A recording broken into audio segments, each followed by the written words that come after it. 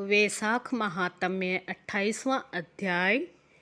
प्राचीन समय में राजा बलि और इंद्र का घोर युद्ध हुआ।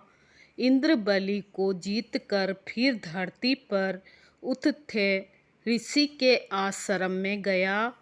वहां जाकर उसकी मंदगामिनी गर्भिणी पत्नी को सोते हुए देखकर इंद्र काम के वशीभूत होकर बलपूर्वक उसके साथ भोग करने लगा।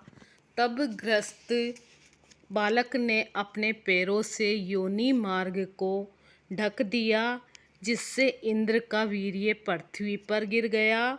इस पर इंद्र ने क्रोधित होकर शिशु को श्राप दिया कि तू इस कर्म के करने से जन्मांध होगा। फिर ऋषि के श्राप से डर कर इंद्र वहां से भागा।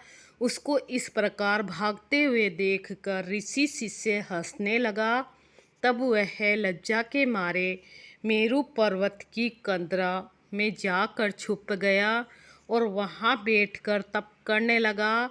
जब इंद्र कंदरा में छुप गया तो राजा बलि ने अपने गुप्तचरों द्वारा सब बातें जानकर स्वर्ग पर आक्रमण करके अमरावतीपुरी को घेर लिया और देवताओं तथा दिक्पालों की सब विभूति को अपने अधिकार में ले लिया और देवताओं का सब राज्य भोगने लगे।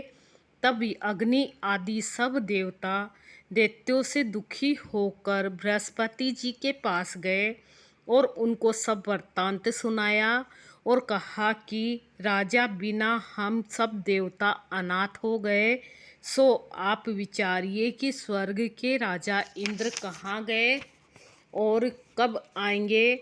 तब देवगुरु बृहस्पति जी ने इंद्र का रसातल में बलि को जीत कर उत्थे के आश्रम में जाना और ऋषि पानी के साथ बलपूर्वक भोग करना एवं शिष्यों से अपमानित होकर कंदरा में छुप जाने का समस्त वृत्तांत देवताओं को सुनाया और कहा कि अब इंद्र सचिक सहित वही गुफा में घुसा हुआ है और अपने किए हुए कर्म पर पश्चाताप कर रहा है।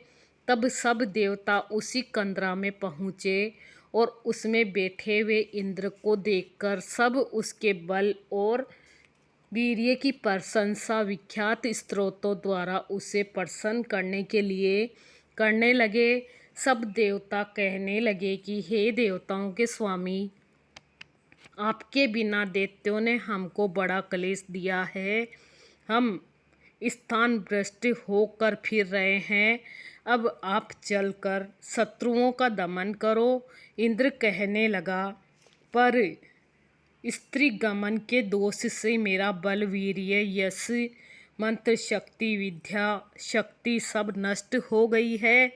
इसी कारण मैं यहाँ गुप्त निवास कर रहा हूँ। इंद्र की यह बात सुनकर सबने इंद्र को बल देने का विचार किया।